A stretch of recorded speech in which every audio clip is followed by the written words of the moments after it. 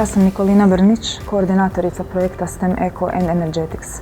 Ja sam Ivica Lacković, viši predavač na tehničkom odjelu Veleučilišta u Slavonskom Brodu. Sam Slavica Antunović, profesor visoke škole na poljoprivrednom odjelu Veleučilišta u Slavonskom Brodu. Ja sam Valentina Bitunjac, studentica sam druge godine specijalističkog diplomskog studija Ekološka poljoprivreda i ruralni razvoj. Moje ime je Josip Lončar, te sam student na specijalističkom stručnom studiju energetici. Cilj projekta je unaprijediti vještine, komunikacijske i jezične naravno vještine studenata i osoblja Veleučilišta u Slavonskom Brodu i Veleučilišta u Požegi, kako bi samim time povećali broj studijskih programa i kolegija na engleskom jeziku. Hello to everyone. Today we have a lecture about thermal imaging, about using of IC camera. We can use it in electromechanics, we can use it in energetics, we can use it in building of houses.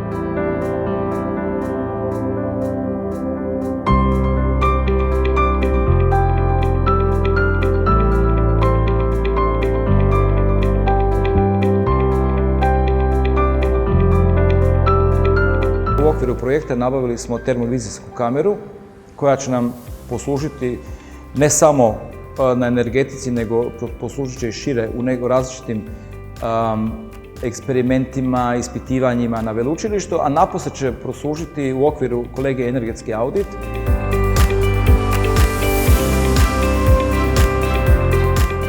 Jedna od vrlo širokih upotreba je upravo u zgradarstvu, gdje će naši studenti, mi zajedno s njima, proučavati sustave izolacija, sustave vlage, sustave toplinskih mostova.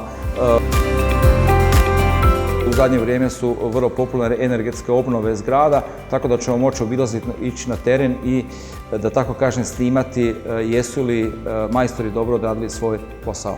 Drago mi da u sklopu projekta nabavljena termovizijska kamera koja nam omogućava vježbe iz kolegija energetski audit, te nam omogućava uvid u nove tehnologije.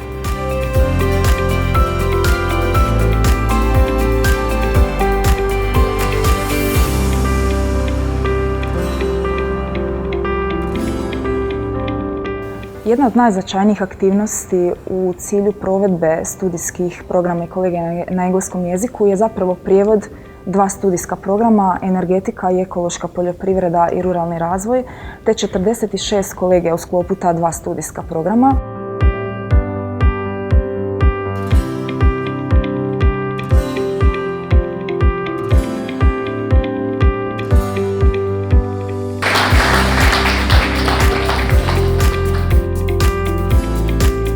Evo, u sklopu samog projekta je planiran niz aktivnosti koje su, mogu reći sa zadovoljstvom, uspješno odrađene.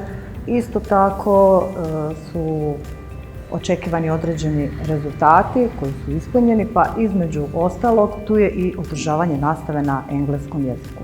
Well, this course is some kind of continuation of some courses you listened on the undergraduate study, plant production, you finished. Such as phytopathology, entomology and weeds.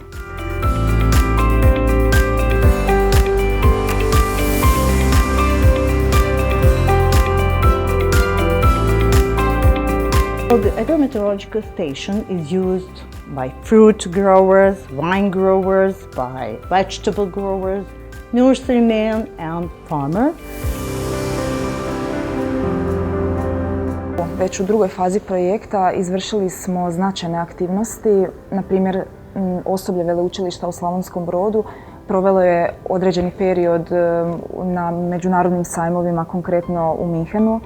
Tamo su predstavili Veleučilište u Slavonskom Brodu i studijske programe institucije. Zatim su sudjelovali u partnerskoj instituciji na njihovim danima u Belgiji. I ja sam bila naravno član toga tima. Bilo je vrlo zanimljivo, vrlo dinamično iskustvo gdje smo stjecali nova iskustva, nove kontakte smo razvijali. tako da mislim da će to velikim dijelom pomoći u razvijanju dalje međunarodne suradnje i mobilnosti što studenata, što osoblja. Kolegi koje slušam na engleskom jeziku su ekološki prihvatljiva zaštita bilja i održiva upotreba vode u ekološkoj proizvodnji. Today's lecture will be about excess water in agricultural soils.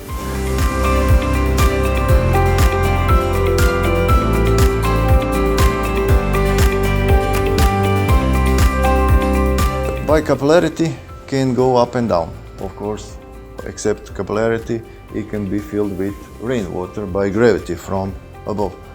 Za mene ovaj projekt znači obnavljanje engleskog jezika i obogaćivanje vokabulara sa stručnim riječima iz područja poljoprivrede i također nadam se da će mi ovo biti kao prednost pri zapošljavanju jednog dana.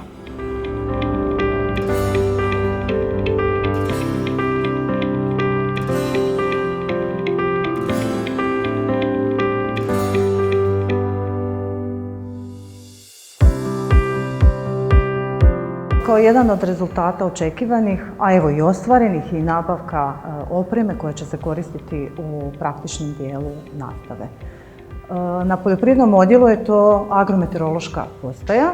Postaja mjeri, odnosno prikuplja meteorološke podatke koje šalje na server Inovasoft aplikaciju koje kada korisnik pristupi povlači, obrađuje, sprema i prikazuje u vidljivom jednostavnom obliku, bilo u obliku tablice ili grafički u obliku dijagrama.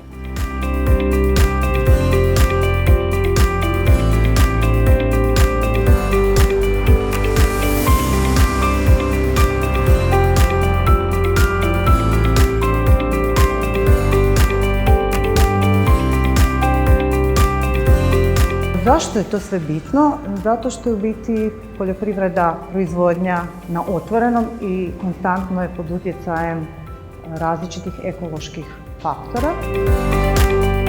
Upravo ovako prikazani i prikupljeni podaci omogućuju pravovremenu primjenu agrotehničkih zahvata, da se manje primjenjuju opasna kemijska sredstva, samim tim se vodi računa o zaštiti okoliša, što je uz održivi razvoj osnovna premisa studijskog programa Ekološka poljoprivreda i ruralni razvoj i njezin cilj je educirati studente upravo o smanjenoj upotrebi kemijskih sredstava. Također smo nabavili i stranu stručnu literaturu na engleskom jeziku koja je na raspolaganju studentima veleučilišta, ali ne samo studentima već i osoblju. Na taj način oni mogu istraživati posebna znanstvena područja i na taj način ne samo se informirati malo više, nego i obogatiti svoj vokabular na engleskom jeziku. Jedna aktivnost je bila tečaj engleskog jezika za djelatnike veleučilišta u Slavonskom Brodu, gdje smo imali prilike i obnoviti i naučiti nešto novo. Imali smo izvrsne predavače, tako da je stvarno tečaj prošao u super atmosferi i smatram da smo uspjeli i ne samo nešto, nego puno toga naučiti. Inače je ovo posao koji jako volim jer sam okružena neprestano mladim, imam mogućnost neprestanog znanstvenog stručnog usavršavanja, pa onda i ovo predavanje i držanje nastave na engleskom jeziku doživljavam kao još jedan dodatni uspjeh, oplemenjivanje same sebe i stepenicu više. Zahvaljujemo se ovim putem Europskoj uniji što smo uopće dobili mogućnost da provodimo ovakav tip aktivnosti. Osim toga, naši studenti su shvatili percepciju cilja i zapravo sa velikim interesom su se prijavili na slušanje predavanja na engleskom jeziku. Smatramo da će taj broj u budućnosti biti sve veći jer i sami studenti zapravo shvaćaju da će na taj način lakše se integrirati na tržište rada, da će im se otvoriti mogućnosti za bolju prezentaciju prema potencijalnim budućim poslodavcima.